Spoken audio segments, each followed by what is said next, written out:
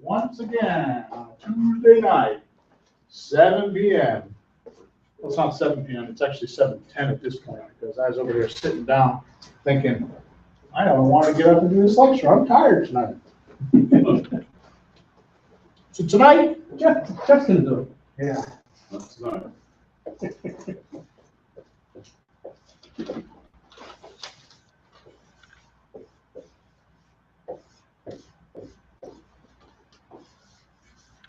Tonight I want to talk about networking. Let's start with, what does it mean? What does it mean? Okay. Sort of, kind of, couple of things. Hooking up with somebody else, getting your communication lines out there, you know, meeting and knowing other people, maybe even people that can help you or in some way or form promote for you and make yourself known to others also, what you do and what you deliver. Okay. As well as learn what they do and help promote for them as well. Okay, good. Let's see what it says. It's like a two-way street. Two-way communication, right? That's the idea. If somebody gets wind as you're just looking for something. Right. I should have looked this up before I walked. All right.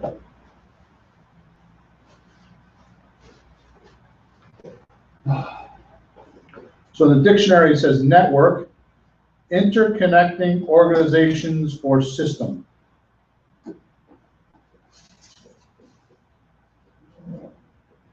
System is definition number 2. Yeah. Also, it says a group of radio or television stations connected by transmission lines or coaxial cable that they may all broadcast the same program. Really? It'd be a network, right? Would you have a computer network if all the computers were hooked together? Oh, yeah, I just hadn't heard that way before. Networking with computers, yes, or satellite systems. Well, they're Underground just cable talking or about a cable company that has cables all over the city, right? Everything. Good. So basically, you have an X here, you have an O over here. X originates to O, right? O answers back.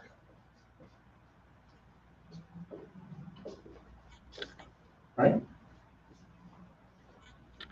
So would that be any different than a communication? You can have Joe over here and Bill over here. Joe originates an idea up here in his mind. So this is his mind up here, right? That's pretty close place, isn't it? Okay. That's right, Joe is here. And he thinks of this X, and it goes like this. Bill, over here, if Joe does a good job of communicating, what does Bill get? Perfect duplication with an X in his mind.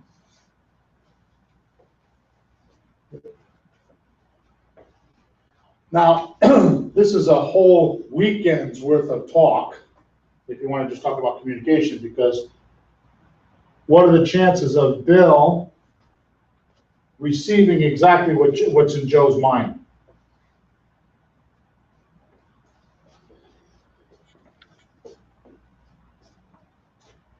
Ask the question again. So what are the chances of Bill exactly duplicating what's in Joe's mind? Like 50-50. It's some weird ratio. I have no idea to guess what it is, but very often, Joe may not do a good job of painting this picture so that Bill can see it.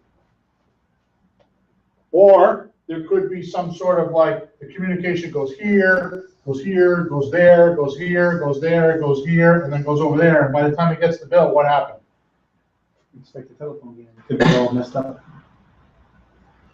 Actually, very good representation, that's good. You like my art, huh? So it could be that too, that it just goes all over the place and it doesn't go there. Right? Gets distorted. Say it again? It gets distorted with all the angles and changes and distances has to travel. Okay, good. So when you have a business and you need to do networking, what does that mean? That means you have to be very clear with your message in order to get it across to the right people in a short period of time. How often is the networking like this? It can be often. Say it again? It can be often. Right? Depending on the function, right, sometimes, or Give me an example of why it would be like that. Well, I had, years ago, somebody sent me a fax. And I asked my gal to, read me the fax on the phone, what it said, this big long letter. She was leaving out words, because she didn't know what that meant. And she's giving me sort of her own interpretation of what the sentence said. So by the time I got the communication, it meant something entirely different. There you go. This could be as simple as, this is one group that you're networking with. This is another group that you're networking with. This is another group that you're networking with. This is another group that you're networking with. This is another group you're networking with. no. So let's say that X is, give me a product, a pizza? Sure. Donuts. Donuts, that's right, let's do donuts. We haven't done donuts in a while. So X is donuts, okay? This networking group has a lot of auto repair people in it. Are they connected? Yeah, auto guys love donuts, Sure. Yes, thanks. okay? Could be connected, it's a kind of a variation, right? But let's say this group over here was a group of guys that repaired donut machines. Is it a little bit more connected? Yeah, the topic, yes. Yeah. Right.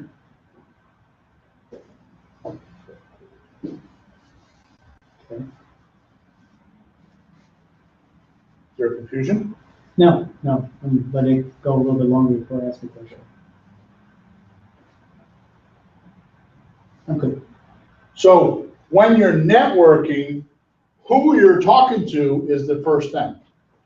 You want to get like-minded people, right? Yes. So the first thing you have to do when you're networking is figure out what it is, what's your elevator pitch, right? Yes. What are you going to communicate?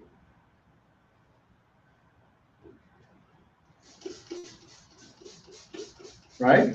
Mm-hmm. So we talk about this thing, and down here in the club, we talk about a valuable final product, right? What is a valuable final product? That's the final product that somebody sees value in. Right. So if I have this black pen and it writes, is it a final product? Okay, because it actually operates as a black pen. You buy it for me for $10. You give me $10, I give you the pen. Mhm. What's more important to you, the pen or the $10? Pen, that's all. Because you gave up your hard-earned cash for it. Yep.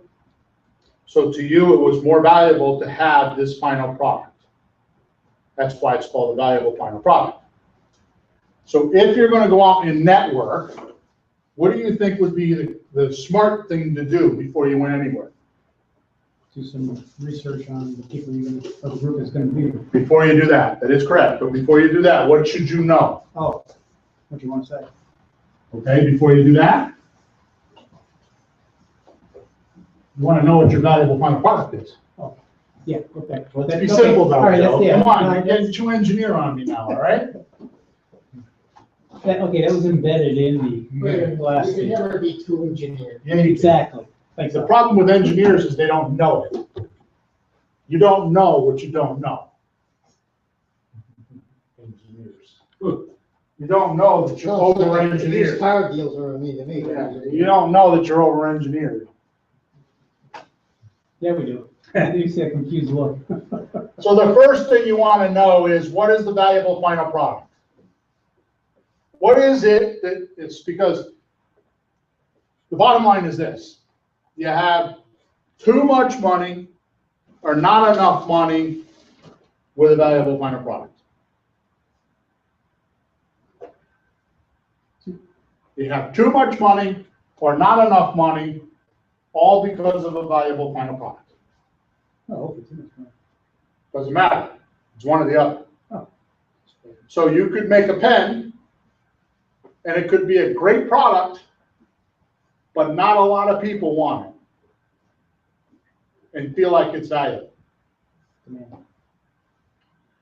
Or you can make a pen, and it could go viral, and everybody wants it, and you have trouble producing them because you can't produce enough of them. I'm reading this wonderful book about car manufacturers in the early 1900s. Did you know that by 1903, there was actually 300 car manufacturers in the United States? In Europe? Yeah. 300. So how did Henry Ford become so popular? Oh, he invented mass production. Yeah. And what else did he do? Why did he invent mass production? You don't know. Most people So don't. everybody could buy his car, so the price did go up. Matter of fact, his car in 1910 sold for $5 less than a car sold in 1909. Exactly right.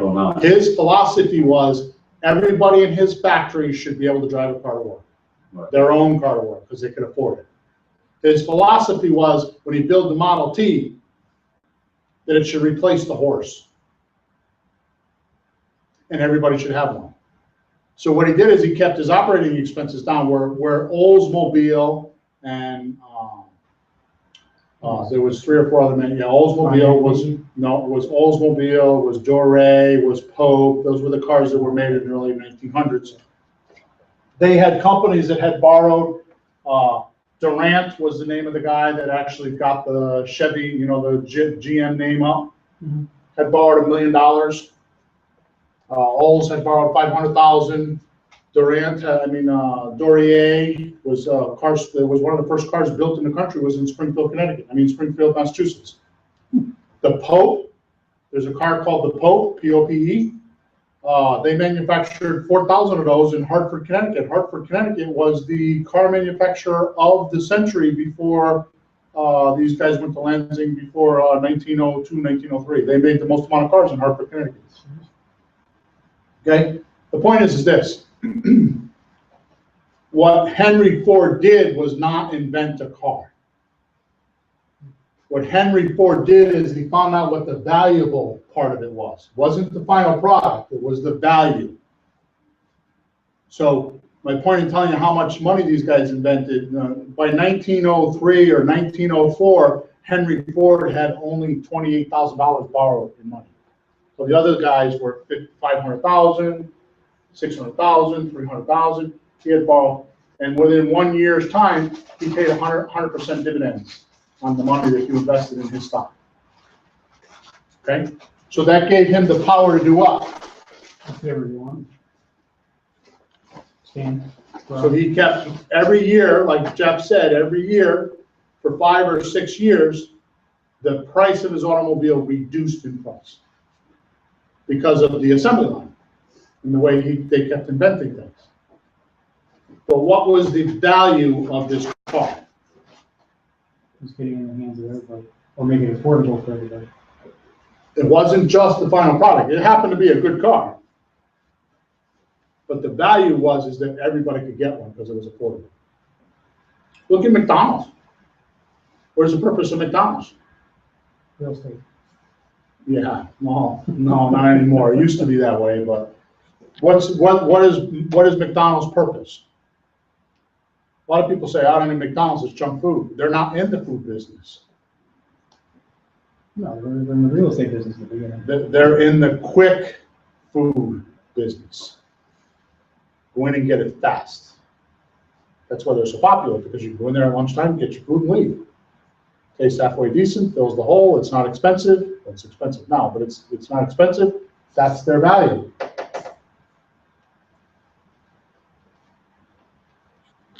Right, so they took an average thing, which is called a hamburger. What did they sell? Not the hamburger. It was the experience of getting the hamburger, because it was quick, efficient, and it was the same no matter where you went. You know, it's better for it. As long as you didn't go to your dietitian. Understand? So you get this point about the value of final product. So if you're going to start doing networking, okay, the first thing you need to know is what is your valuable final product. So when somebody comes up to you in a meeting and they say, what do you do? The next thing is to have your elevator pitch. What is an elevator pitch?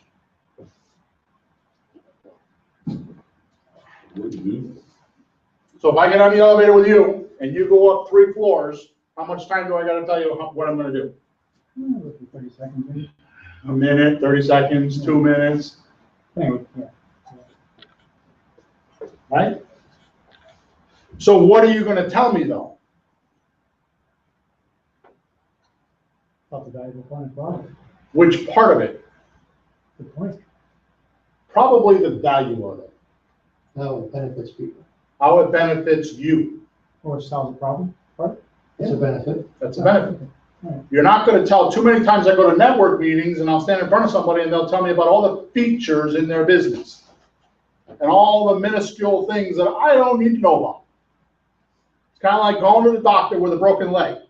And he starts talking medical doctor shit, like, you know, the bones and the muscles and the this and the that and the and I got to do this. And he starts using words you don't understand. And what happens? Shuts him down. You go, fix my freaking leg. I don't care. Because what do you want? You want out of there, first of all. And you want to, you know it's going to hurt. So, you know, give me some painkillers so I can, so it'll numb it. But more importantly, I want to get back to my life. Mhm. Do you care how he's going to do it? No, you just want to know the value. So the doctor will say, okay, Bill, you broke your leg. This bone is broken, whatever you want to call it. I'm going to need to do this, this, and this, and you'll be out of here in an hour, and it'll take you 6 weeks to heal. Is that what I want to hear? Yeah. Oh, yeah, a slant to that. Talking about features are fine, as long as they show you how you can get the value. That's right. Yeah, to be extensive, yeah, that, and I don't want to get into that tonight, but you're 100% correct. Sometimes what has to happen is to back up the benefit, you have to talk about the feature. So to back up the value of the benefit, you have to talk about the feature. So touch on it as opposed, probably touch on it, as opposed to trying to elaborate and use that as your whole communication. I'll give you an Just example. take everything out. I'll give you an example. You want a vehicle that, you know, helps you do the things for your family that you need. That's the benefit. That's what you're looking for. A vehicle that you can do all the various activities. A feature might be getting a van that some are reconfigurable. You can change the inside configuration of the van depending on what you're doing. That would be a feature. That would be valuable to the degree that it enables you to have the benefit of doing stuff, transporting your family on. Another example would be you want to buy a Is that a new. good example? That's a great example. Another example is you want to buy a cell phone, right? Benefit is you can text anybody you want. Okay? The feature might be you got 16 RAMs of memory so you can hold 500 texts, whatever. Okay? So you're gonna develop your elevator pitch from your valuable final product.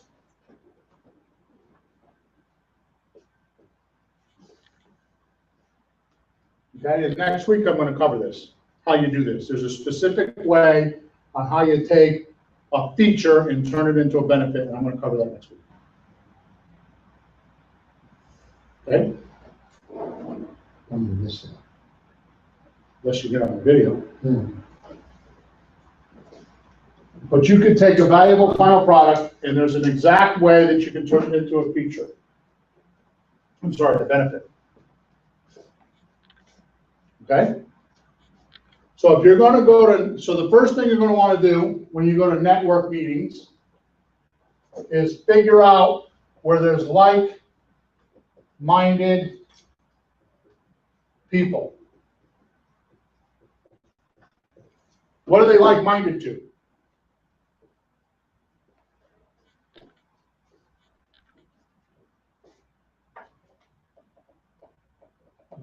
This is a big, big mistake of network marketing that I see all the time. What are they like-minded to? So you're gonna find like-minded people. What kind of people are you gonna find? Like-minded people. What does that mean? Anything like same way as you think, or same, Exactly, Joe. something example, or something in common kind of stuff? That's right. So somebody that's in common with you. That's a mistake.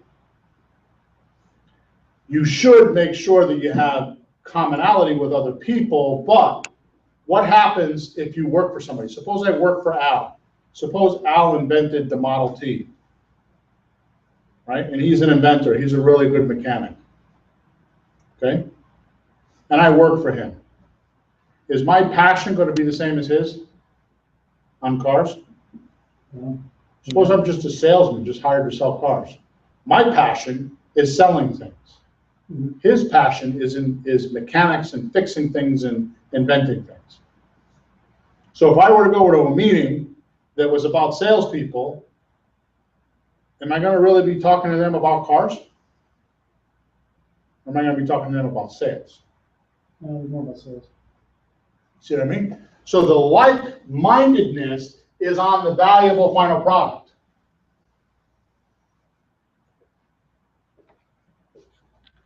So if I'm selling pens for $10 a piece, what kind of like-minded people do I want to be around? Salesman, but sales. Pens. No, you want to be around people that would want to use pens. So what are the reasons? What is the reason for the pen? So you might want to go to art shows. You might want to go to places where they teach you how to speak, whatever, wherever you would use a pen. So Users, consumers. end users are the like-minded people that you want to pick for your network. Okay, so you want to make sure you go to networks that have some association as an end user for the product that you are going to be talking about, or selling, or promoting, or networking with.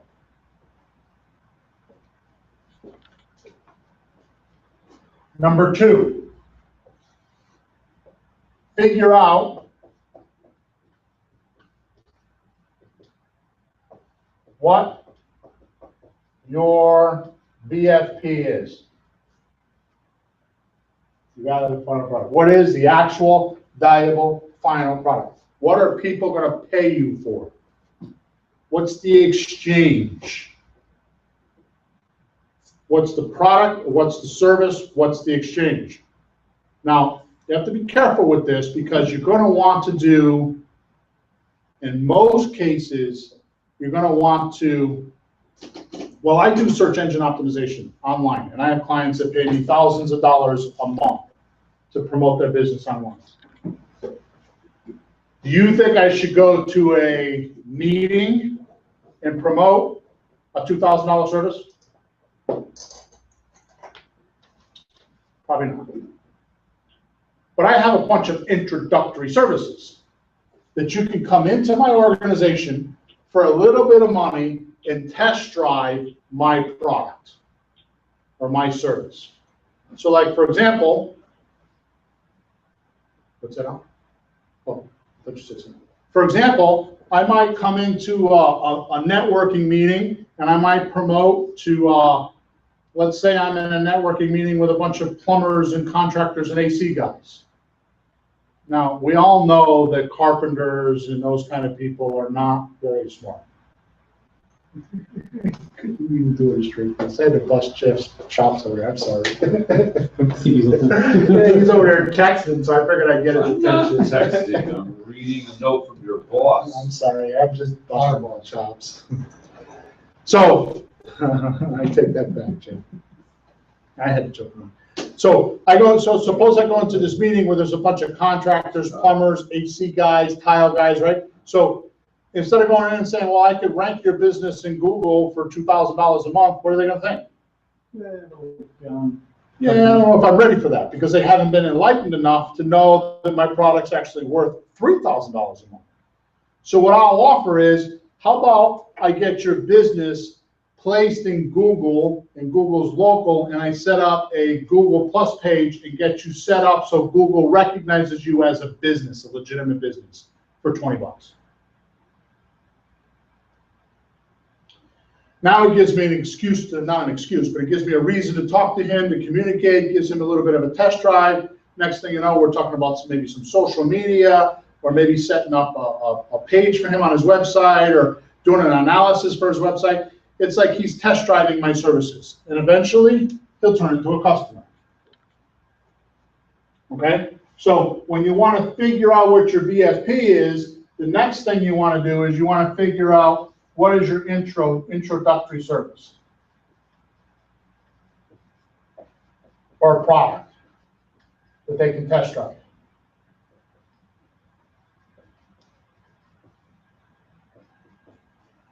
Okay?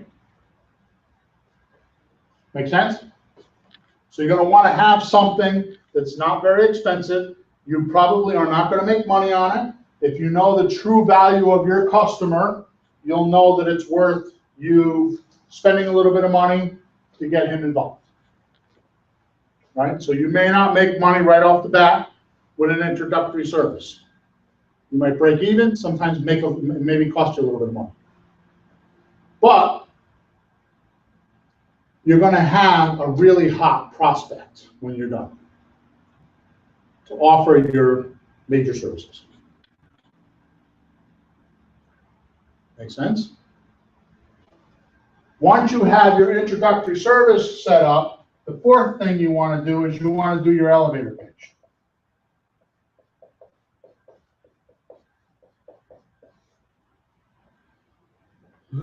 That's where you're going to explain all this stuff in 1 or 2 paragraphs. So when you're in a networking meeting and you're working the room, you can hand somebody a business card or a flyer, and you can either verbally tell them, which I don't like to do, because verbal communication, what happens to it? It vaporizes, that's right. He goes from me, goes to talk to the next person, he may not remember what you said. So I'd rather give him something that he leaves with that communicates this very easily.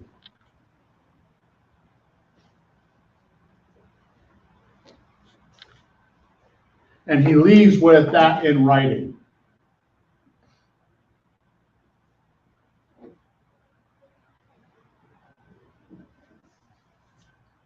And then has a reason. Now remember, if you're going to do it in writing, you need to make sure that because it's two-way communication. Remember what I talked about in the beginning? Mm-hmm. So how do you do two-way communication with a piece of paper that has words on it or writing? How do you make it a two-way communication? Cards. That's one way. Or the ad or piece of promotion you have has a call to action and gives them a reason to communicate back to you. So it could be to go to a website, it could be to call you, it could be to email you, it could be to fax you, it could be to do whatever.